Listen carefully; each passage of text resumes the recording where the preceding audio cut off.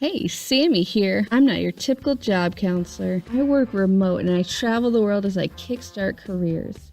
This is raw, real, and on the road. Hi, I'm Sami, and this is the Career Kickstart Show. I am super excited to have Christine Rosas with me today. She is the founder of The Sensitive Edge, and she teaches people exactly how they can balance family commitments and their own burning desires to make a difference in the world. And I'm excited to have her on because I am going to pick her brain for you guys to talk about decision fatigue and how you can live outside of your comfort zone, even if you're a working mom. So I kind of gave you a little bit about her, but I really want Christine to be able to introduce herself. So Christine, take it away. Hi, Sami. Thanks so much for having me. I'm super excited to talk today. I think I'm pretty much a queen in the world of living outside of your comfort zone because I consider myself an adventurous spirit, making the best of living in a control freak's body. I've had many situations in my life that if somebody would have showed me on paper that this is what my life would look out, I would just think that they were crazy. And all of these experiences, I think, really help me to just let the everyday working woman know that she can be and do more without feeling so bogged down by the day-to-day life, the kids, even the spouses, everything that needs to be juggled around, plus, make that big difference that she just has in her heart that she wishes to make. And you speak a lot from experience because you are not just, an entrepreneur. You haven't just been a working mom, but you've also traveled extensively. You're actually talking to us from Australia. You've lived in multiple countries, so you really had to balance not just, kids, but continents. Yes, I come from Pittsburgh, Pennsylvania in the US, and I grew up in the traditional suburban house where, you go to college, you get married, you get the apartment, you get the house, and you go through that, traditional lifestyle. And for me to end up, first of all, in Florida, end up marrying a man from Peru, and then end up traveling to, first we went to Australia, then we went to Saudi Arabia, went back to the US where when he had to still stay in Saudi Arabia, and I traveled around the US during a road trip with my kids because apparently I thought that would be a fun thing to do during summer vacation. and now we're back in Australia, and literally I've moved 3 continents in the past 3.5 years. Oh my goodness, that is fantastic. So you definitely had some practical experience with decision fatigue. And now before we go any further, do you mind explaining what decision fatigue is for people who may not have heard the term? Okay, so the way I look at decision fatigue is that there's a lot of choices that we need to make, not only in our jobs, but in our life. And sometimes we can get overwhelmed by, the big decisions. And then on top of that, we got to decide what we're cooking for dinner. When are we going to wash the clothes? And it can get to the point that there's too many things.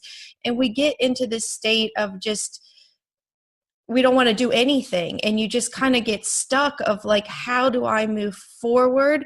And you get into this, this paralysis of like, that's it, like I'm going to just shut down and not do anything. And you feel more comfortable doing the same routine over and over again, even though it's not working for you, but it's that comfort of knowing what's going to come next. There's no unknown. Yeah, and that can be something for a lot of women. They can feel trapped by that rut, but it can also be comforting. And you're kind of a You're a specialist in, pushing people out of their comfort zones. Can you talk a little bit about, how you do that? Do you just kick them out or do you tug them a little bit? It's kind of like, I don't know, I kind of call it the blue collar woo woo. So there's a little bit of tough love in that. But at the same time, I found a way to be able to do it to help women get out of their comfort zone, but in a way that's gentler, that, those inner critics that we call, they've been called, they kind of fade away on their own instead of having to be this trudging through all of this, face your fears and, meet them, attack them, and just keep trudging through to be able to get to your goals. I found a way that kind of works with the individual instead of against them, that, without creating even more fear and uncertainty along the way. And that really probably has a lot to do with accessing your inner voice. I know that's something that you talk about a lot. Could you maybe just talk a little bit about how someone can access that inner voice? Yes, I consider myself an inner voice enthusiast, because that voice is the space that really tells you where you need to go, where you need to be, and all you have to do is ask her. She's always there waiting for you, to comfort you, to help you. And in order to access that inner voice, what I actually found is that you need to do a good old-fashioned rant, but in a specific way. You need to get out all those fears and worries and concerns and sit with those. Because a lot of people, they consider that your inner critic, and that's the thing that you ignore. And I get that. I don't listen to exactly what my inner critic wants me to do in those moments, but I listen to the concerns and the worries, because I see the inner critic is actually a bodyguard. And if you ever been to a club or some kind of event, there's that big bodyguard. He usually has tattoos. He's a bit scary. Even if you're a good person doing nothing wrong, you don't want to mess with that dude. So you do what he says, and so that you can get to that place where you want to be. However, if you've known people in your life that are those big burly men, and they want to protect you, and that's in their heart, which is so important to them, if you get to know them, the majority of them are these big teddy bears who in their heart, they just want the best for you. They want to know that you're safe, that you're protected, and that's the most important thing to them. So I've changed my attitude towards my inner critic, and I've sat down and I spend time listening to it. And for me, I love to journal. So I journal and I listen to that inner critic actually for only about 2 minutes. I'll set a timer. And what that does is it allows that part of me to soften a bit. Because in order to listen to that inner voice, to make those decisions that you need to make, those hard ones about your career, about how to balance and when to leave work and put down your foot and say, I need to get to my family, or to maybe even ask for more help around your family so that you can do what you need to do at your work, you need a little bit of vulnerability. And in order to access that vulnerability, it requires softness. And as I said, to access that softness, you need to let that part of you know that's so worried, are you safe? Are you sure you're safe? To just say, yes, I'm safe. I got this. This is going to be okay. And then that's how you access the inner voice. And for me, it's so much easier than the sense of urgency of like, oh, I can't, and the worry's so high, so I need to think positive thoughts, or, I need to do a gratitude journal, which is very good. But if it's coming from a place of urgency, you're really never going to get to that inner voice to which she truly wants for you in that moment. And she knows what's best for you in that moment.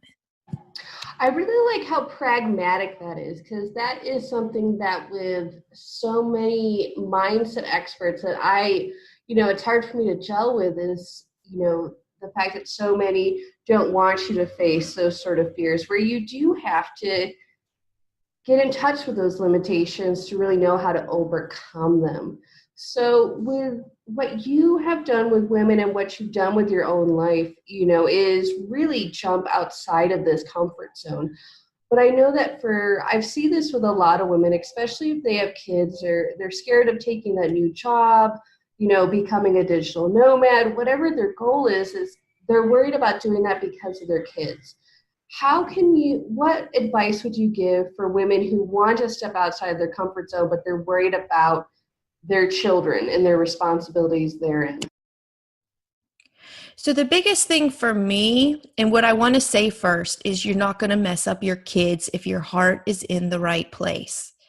Because I come from that, like I said, that blue collar suburban lifestyle where, all this moving around, my mom would always say to me, you're either going to have recluse children who don't want to do anything, or they're just not going to be stable. And she was so worried that I was messing up my kids by all this moving, because, we had that one family the one family in our family that they moved around a lot, and, look what happened to those kids, or so-and-so down the neighborhood. But if you're the type of person, and listen to this podcast, you're the type of person that does think outside of the box, and you think, with the big picture in mind, you think about how you can improve yourself. And what I found is the kids, as long as you honor their emotions, they're going to be okay. My kids are amazing. They can jump into any situation and be okay with it. And I can't say that, about every kid. And of course, every kid's personality is different, but there's so much they've learned. Living in Saudi Arabia, my daughter, she's almost 13 now, but as an 11-year-old, when we were there, the experience she had, how it opened up her mind to see and experience more than what you see on CNN of the Saudi Arabian culture, it just opened her mind and opened her heart to see that things aren't always the way that they show on TV. And these type of skills you get by showing your children, get by seeing you step outside of your comfort zone and see that you did it, that you're okay, that you're still standing, that you're still alive, the fear didn't kill you. And it's such an amazing life lesson that we can show our kids through experience. And it's hard because you do second guess yourself. And the other bit of advice I'd like to share with mothers in these types of situations is that, you don't have to take these big leaps. You don't need to go from, I want to change jobs, I want to change careers, I want to change cities, to the next day you're on the flight or you're in the new job. Like, things don't happen that quickly. So you don't need all the answers that quickly. You only need one step. And even if it looks foggy in front of you and you have no clue how this is going to end up, all you need to do is face those big challenges one moment, one step at a time. Oh, that's good advice, because that is so true. So many people want to do it all at once. But being able to take it step by step, it's not just good for them, but it's also, as you said, a opportunity for their children to see a model of behavior, because it is true. If you can, take your kids and show them what life is like outside their comfort zone, they take that skill with them wherever they go.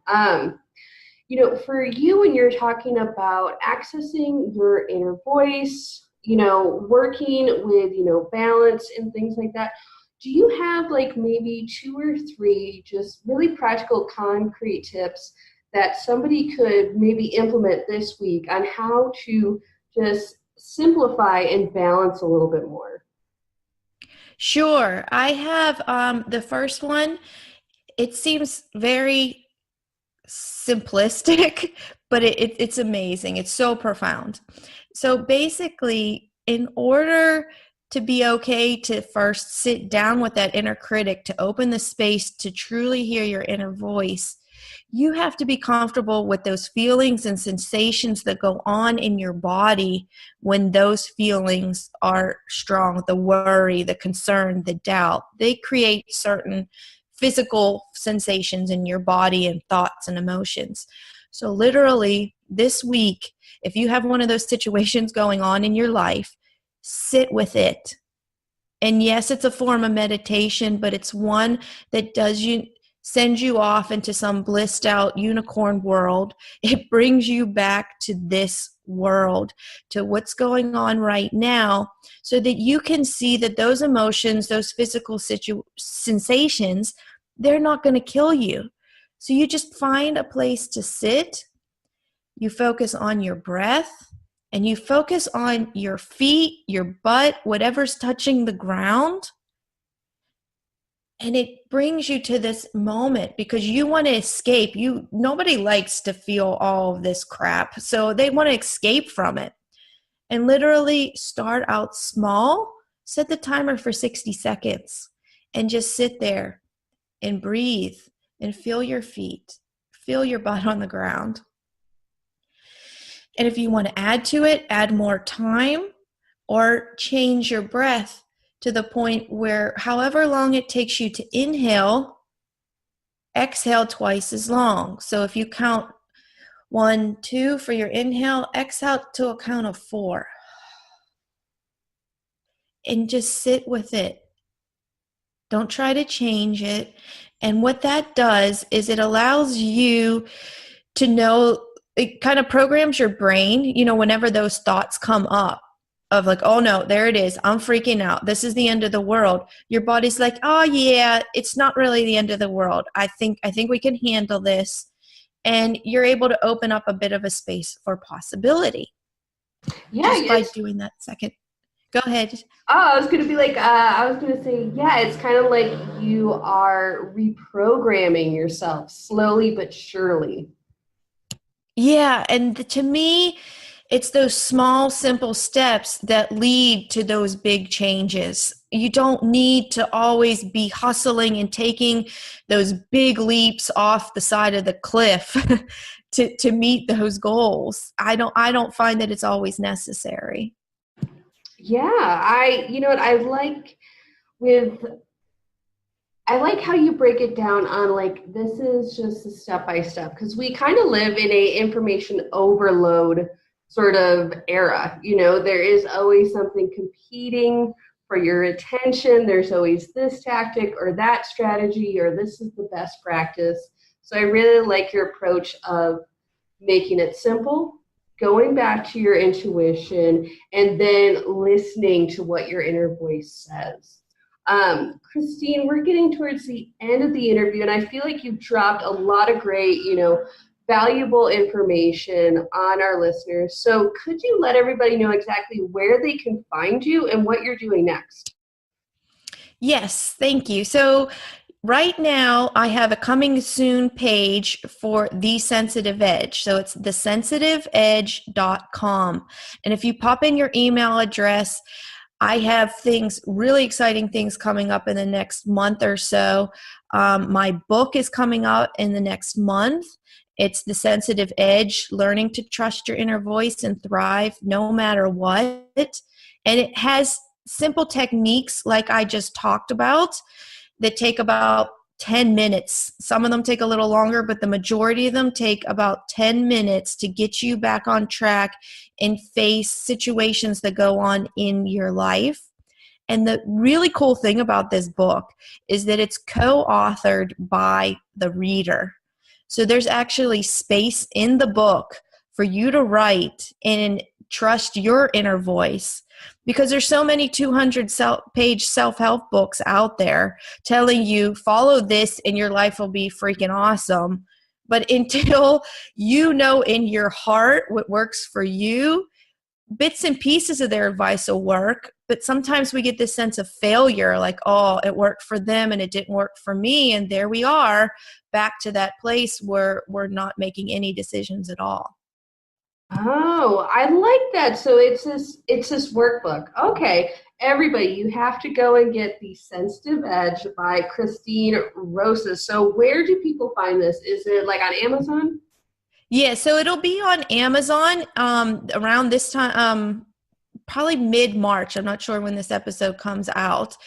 And it'll be on Amazon. And then also if you go to my website, thesensitiveedge.com, if it's not out yet, just pop in your email address and I will let you know as soon as it's out and you can get your copy. Awesome. Well, thank you so much, Christine, for coming onto the show and just, dropping all this sensitive edge information on us. I really do appreciate it. Oh, sure thing. I'm so excited to be here. Thanks for having me. You're welcome. And thank you all for listening. I'm Sami Gardner, and this is the Career Kickstart Show.